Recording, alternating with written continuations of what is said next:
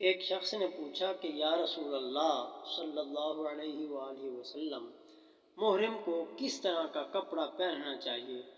نبی کریم صلی اللہ علیہ وسلم نے فرمایا، نہ کرتا پہنے، نہ امامہ باندھے، نہ پاجامہ پہنے، نہ باران کوٹ، نہ موزے، لیکن اگر اس کے پاس جوتی نہ ہو تو وہ موزے اس وقت پہن سکتا ہے جب ٹخنوں کے نیچے سے ان کو کاٹ لیا ہو، اور احرام میں کوئی ایسا کپڑا نہ پہنو جس میں زعفران یا ورس لگا ہوا ہو۔